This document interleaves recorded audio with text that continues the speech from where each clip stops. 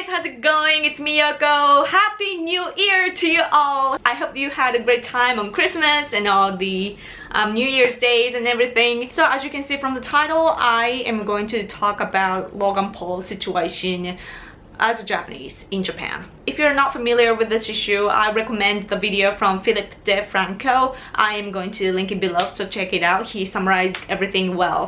So before this incident, I didn't know anything about Logan Paul except for his brother, who I saw an interview of before on a self-development channel. So this issue is actually on NHK, like that's like a CNN of Japan, you know, in many ways. When I heard that, it did shock me a little, but we have all kinds of foreigners here, you know. So when I saw him doing something stupid, I just instantly, in my head, I categorized him as one of those crazy foreigners in Japan. There are all kinds of foreign people here in Japan, but there are certainly this like really loud people that don't know the manner, or that just think that they are in a wonderland or something, that they can do anything or something like that. What's unique about Logan Paul, of course, is that he's a content creator. He's a YouTuber. He wants to create some content that has impact, and he's always looking for some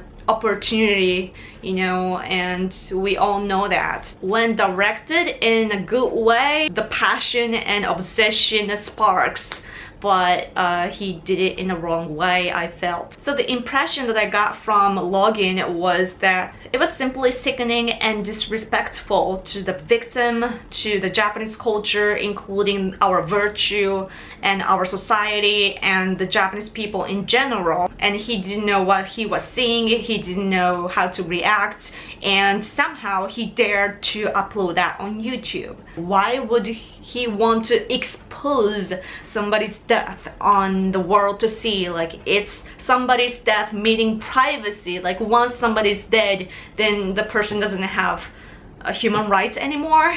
I don't get it, but I kind of get it because he is one of those digital natives, you know. But clearly Logan Paul couldn't make a good judgment before uploading. Being a YouTuber myself, I kind of understand his sense, like how he feels and so on, and his passion or obsession.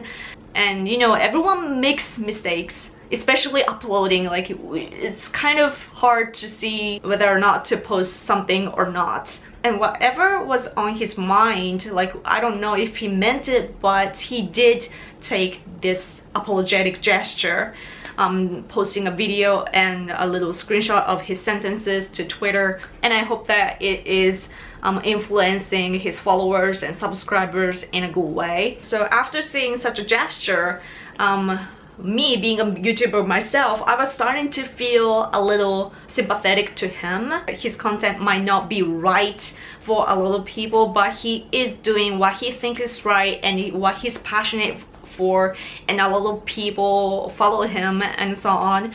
And on the top of that, he's very young still, and he just has a lot to learn, and he's a passionate kid. He just needs to be guided in the right way by the society. So I was trying to see the silver lining in this situation, you know. I wanted to think good about him, and I was checking how he is received using Twitter, and I read a lot of both English and Japanese tweets about him.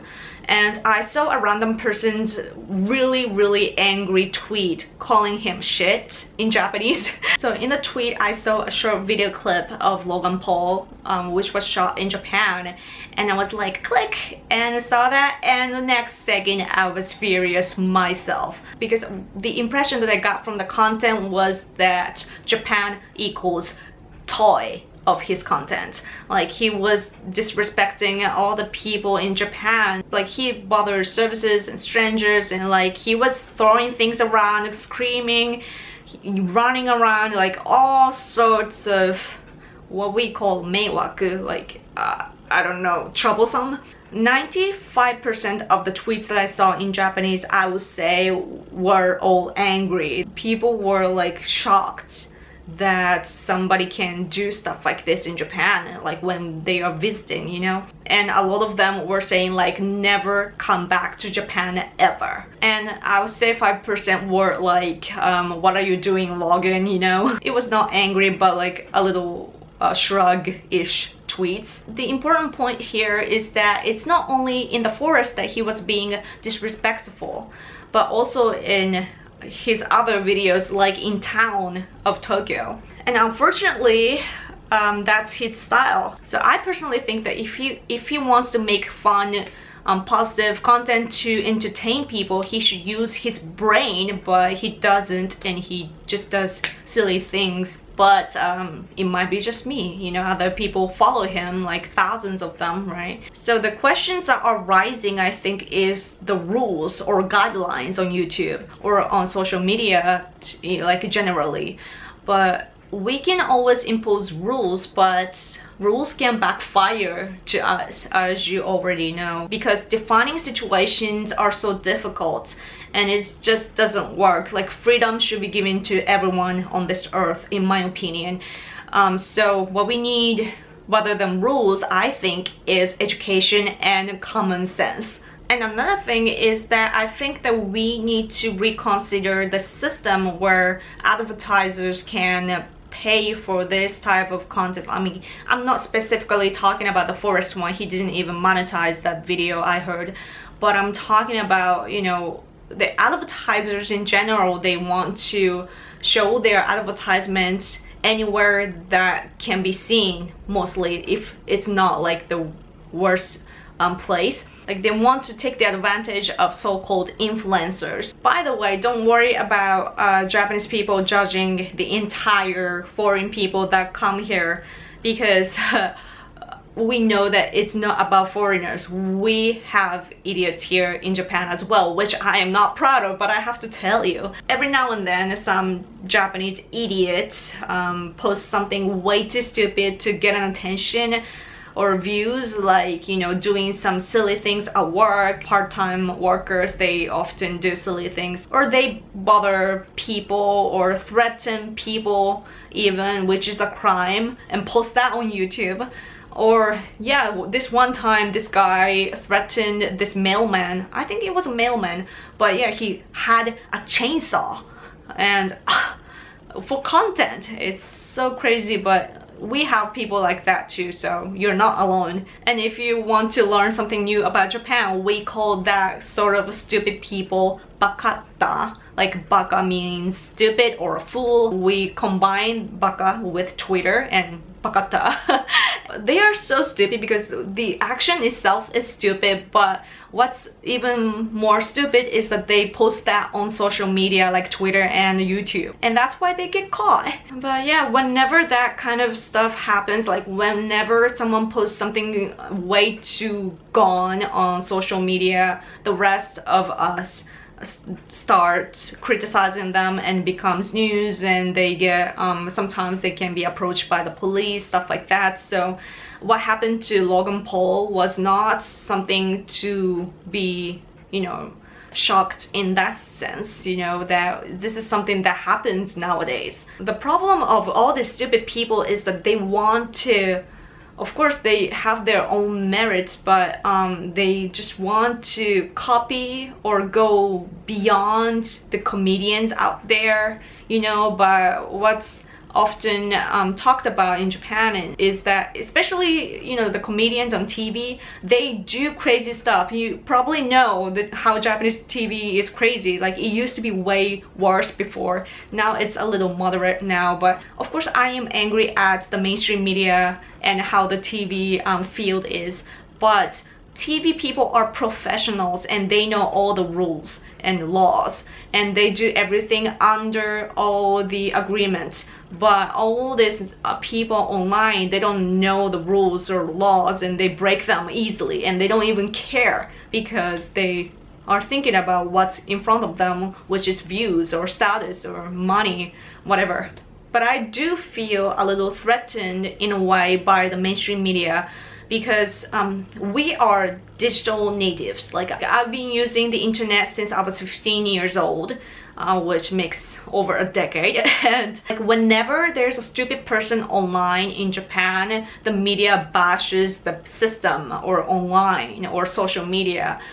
They want to be better. They want to show that they are better and stronger and smarter than all this newborn social media people or the platform itself.